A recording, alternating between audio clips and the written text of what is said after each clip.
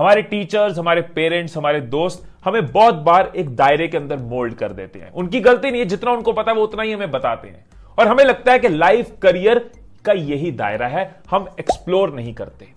मैंने ये बहुत लेट किया, लेकिन जब जब एक्सप्लोर किया तब अचीव किया। तभी मैं अपनी लाइफ में बहुत सारे चेंजेस ला पाया, क्योंकि मैंने एक्सप्लोर करना शुरू कर दिया। काश मैंने करियर ऑप्शंस, पॉसिबिलिटीज ये सब पहले एक्सप्लोर करी होती। इसीलिए वीडियो बना रहा हूं। दोस्तों, करियर हमारी लाइफ का 1/3 पार्ट होता है। हर रोज 8 से 9 घंटे उसके अंदर देते हैं। हफ्ते के 5 से 6 दिन जिस चीज में जाते हैं उसके बारे में हम एक्सप्लोर नहीं करते।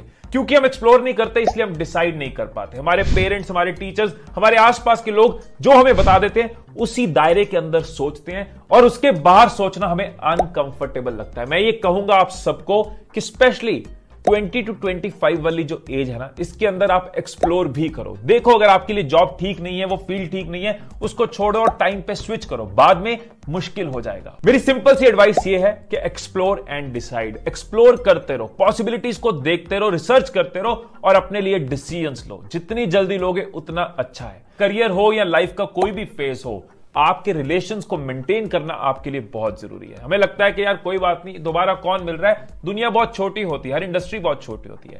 आज जो आपका मैनेजर है उससे आप लड़के अगली जॉब में जाते हो, कल को हो सकता है वो वहां पे एक आपका हेड बन के आए। मैंने अपनी इस गलती को रियलाइज किया जब मैंने अपनी एयरलाइंस की जॉब छोड़ी।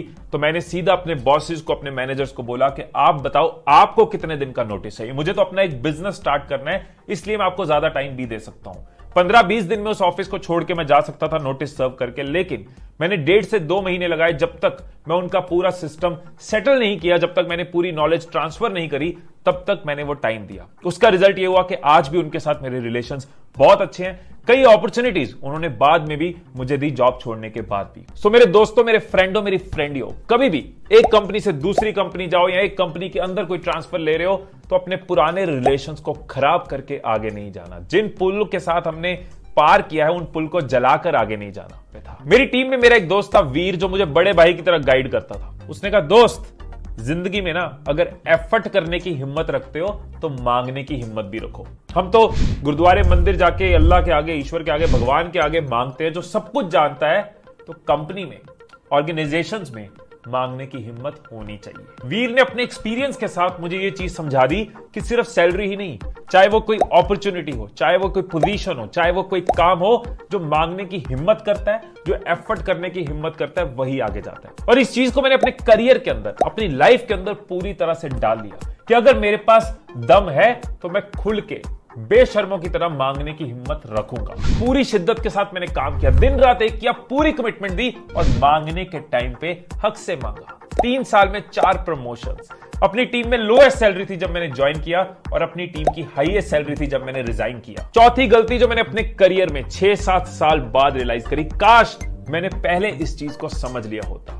मुझे लगता था जॉब शुरू हो गई, अब धीरे धीरे सीखते जाएंगे। स्कूल में टीचर से धीरे धीरे सीखते गए, ऑफिस में बॉसेस से धीरे धीरे सीखते जाएंगे, करियर की गाड़ी चलती रहेगी। मैंने ये नहीं रियलाइज किया कि सेल्फ एजुकेशन कितनी जरूरी है, कितनी करियर की स्पीड बढ़ सकती है अगर हम खुद को स्किल्स सिखाते रहते हैं, कोई ट्रेनिंग्स लेते रहते हैं, कोई बुक्स पढ़ते रहते हैं, कोई कोर्सेज करते रहते हैं, तो हम अपने करियर में कितना आगे चले जाते हैं। जैसे नदी के बहाव के अगेंस्ट किश्ती चलती है, जब तक हम रोइंग कर रहे हैं हम ऊपर चलते जाएंगे। जैसे रोइंग रुकी, हम एक जगह नहीं रुकते, हम पीछे चले जाते हैं। मेरी ग्रोथ, मेरी स्पीड कई गुना बढ़ गई जब मैंने सेल्फ लर्निंग पे ध्यान दिया। पहले मैं बुक्स बिल्कुल नहीं पढ़ता था और आज की डेट में हर हफ्ते में मैं एक बुक कंप्लीट करता हूं।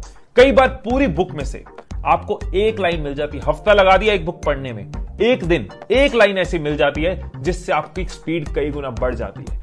अब 5वीं गलती, और उसके बाद मैं आपके साथ बहुत एक्साइटिंग न्यूज शेयर करने वाला हूं। फिफ्थ मिस्टेक ये थी कि जब चैट पे घंटों बिताए, दिल्ली आ गए दिल्ली वाली के चक्कर में जो कभी मिली नहीं। अब एज भी नादान है, थोड़ी बड़े शहर की हवा है, आसपास माहौल देख रहे हैं, तो बंदा डिस्ट्रैक्ट हो जाता है। कई घंटे फोन पे लगे हुए हैं, कई घंटे चैटिंग में लगे हुए हैं। प्रॉब्लम फोन पे लगना नहीं है, प्रॉब्लम एंटरटेनमेंट नहीं है, प्रॉब्लम चैटिंग नहीं है, प्रॉब्लम ब्रेक लेना नहीं है। प्रॉब्लम है कि मैंने अपने टाइम को मैनेज नहीं किया।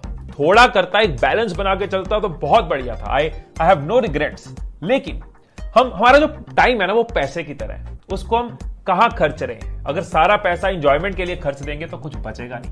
अगर हमारे पास हिसाब नहीं है हमारा पैसा कहां जा रहा है, तो पैसा कभी ग्रो नहीं करेगा, फायदा नहीं देगा।